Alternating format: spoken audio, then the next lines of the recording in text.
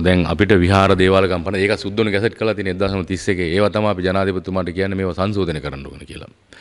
මොකද සුද්ධෝ තමයි මේවා යටත් කරගත්තට පස්සේ මේවා සුද්ධෝ තමයි මේවා ගැසට් ගහලා ගැට ගහලා ගියේ. ඒ ගැට තාම ලියා ගන්න බෑ අපිට. ලියා ගන්න පුළුවන් පැවතිච්ච ඔය 48 ඉඳලා මේ දක්වාම ආපු කිසිදු ආණ්ඩුවකින් අතිගරු මහානායක මාහිමිපාණන් වහන්සේලා කිව්වා මේ සංශෝධනය කරන්න කියලා. සංශෝධනය කරේ නැහැ. ඉතින් වර්තමාන ජනාධිපතිතුමාගෙනුත් ඉල්ලීමක් කරලා තියෙනවා. ඉතින් මමත් ඉල්ලීමක් කරනවා. යන හැම අවස්ථාවෙම මේ විහාර දේවාල ගම්පන සංශෝධනය කරන්න. මේ ගැට ටික ලිහලා දෙන්න. ඉතින් ඒ හින්දා ජනාධිපති වරයාට තියෙන්නේ දූර කාලයේ වසර 10යි 5. එතකොට නිලමේවරයටත් ඕක ඉස්සර කාලේ තිබ්බ මම දන්නේ හැටියට මේ අවුරුදු 5යි තිබ්බේ. එක නිලමේවරු පත් වුණාට පස්සේ රාජ්‍ය මැදිහත් වීම මත වසර 10ක් කරගෙන තියෙනවා. ඒක මේ මැරෙනකම් පුළුවන්. එහෙනම් දූර කාලයේ සීමා කරන්න ඕනේ. වසර 5කට සීමා කරන්න ඕනේ. ඒ වගේම මේ නිලමේවරයා මේ වෙනකොට වසර 20ක් 2005 ඉඳලා ඉන්නවා. දැන් එයා මුදලාලි කෙනෙක් හැටියට තමයි මිනිස්සු කියන්නේ. එයා කොන්තරක්කරුවෙක්. ඒ වගේ අල්ලස් එකට CID එකට පැමිණිලි ඉස්සර හිටපු නිලමලාට කවුරුවත් ඔහොම එකක් ගිහිල්ලා නැහැ. මෙයා ව්‍යාපාරිකයෙක් මුදලාලි කෙනෙක් හැටියට තමයි කියන්නේ මම නමුත් මේවා අතිගරු මහානායක මල්වත් මහා විහාර පාර්ශ්වය අති ශ්‍රීමත් මහානායක මාහිමිපාණන් වහන්සේ ඒ වගේම අස්කිරි විහාර පාර්ශ්වය අතිගරු මහානායක මාහිමිපාණන් වහන්සේලා තමයි මේකේ බාරකාරත්වයෙන් නිලමේ කියලා කියන්නේ පත්වෙන එක්කෙනෙක් විතරයි අයින් කරනවා. නමුත් මේ යාව ජීවිත මේ භාවයේ තියෙන අතිගරු මල්වතු අස්කිරි මහානාහිමිපාණන් වහන්සේලාට. ඉතින් ඒ හින්දා අපි ජනාධිපතිතුමාට මම සඳහන් කරනවා මේ විහාර දේවාල ගම්පනත සංශෝධනය කරන්න වසර 5යි 10න් ඉවර කරන්න. ජනාධිපතිවරයාට දූර කාලේ 5 තියෙන්නේ දේවතාව. ඊට පස්සේ ඉදිරිපත් වෙන්න බෑනේ.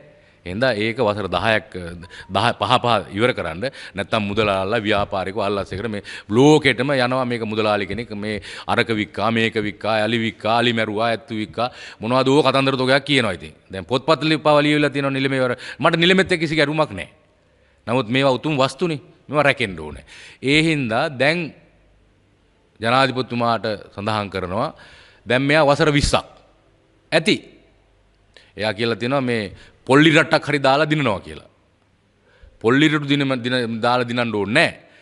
දේවතා වසර 20ක් ඉල්ලපු නිලමේවරයාට අය ඉල්ලන්න බෑ කියලා ගැසට් එකක් නිකුත් කරන්න. විහාර දේවාල ගම්පනතෙන් බුද්ධ ශාසන අමාත්‍යාංශයෙන් සහ පාර්ලිමේන්තුවෙන් මේ කැබිනට් තීරණයක් අරගෙන මෙච්චර චෝදනා තියෙනවනේ. මෙච්චර ගොඩක් චෝදනා තියෙනවා. ඒ හින්දා වසර 20ක් හිටිය ඇති.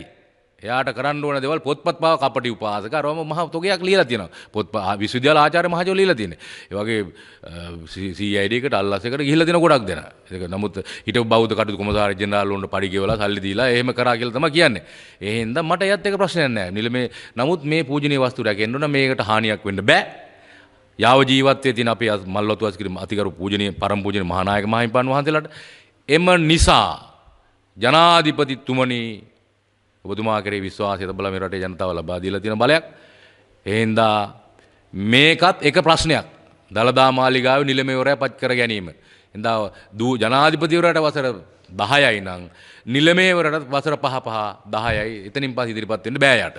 හින්දා වසර 20ක් මෙයා කරලා තිනවා. තවත් දළදා හාමුදුරුවෝ ප්‍රදර්ශනය කරන්න යාගේ තියෙන නෙවෙයි ජනාධිපතිතුමා අතිගරු මහානායක මාහිමිපාණන් වහන්සේලා ඉල්ලීම් පරිදි ඒක කරන්නේ. නිලමෙට ඒකයි තියන්නේ. ලිමේ අපි ඡන්ද 300ක් විතර මේ ලංකාවෙන් තියෙනවා.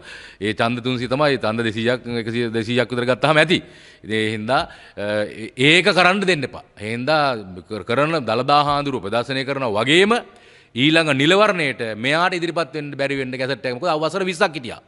කරන්න ඕන කියන්න ඕන දේවල් ඔක්කොම වෙලා තියෙන්නේ නිලමේවරයාට. ඉතින් හයල්ලුවට පත් වෙලා තිනවා එතන ඔය කුලපති වගේ මහත් ගරු නම්බුවක් ඕක නිලමේ කියලා දීවාඩ නිලමේ කියලා කියන්නේ. ඉතින් එහෙම නිලමේ කියන්නේ බස්නායක නිලමේ කෙනෙක් අපි පෙරහැරට යන්නේ මහා ආඩම්බරෙන් අභිමාණයෙන්. ඒක රටේ කීර්තියට ලොකු දෙයක්. නමුත් මේක ලොකු හානියක්.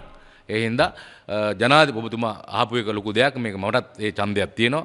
ඒ හින්දා අපි ඒ ඡන්දේ භාවිතා කරනවා. හැබැයි ජනාධිපතිතුමා මැදිහත් වෙලා ඔක ඉස්සර අපි කිවිද අවස්ථාවක දැන් වර්තමාන ආණ්ඩුවේ නව රජයෙන් මේ මහා ගොඩක් වැඩ කරන්න තියෙනවා.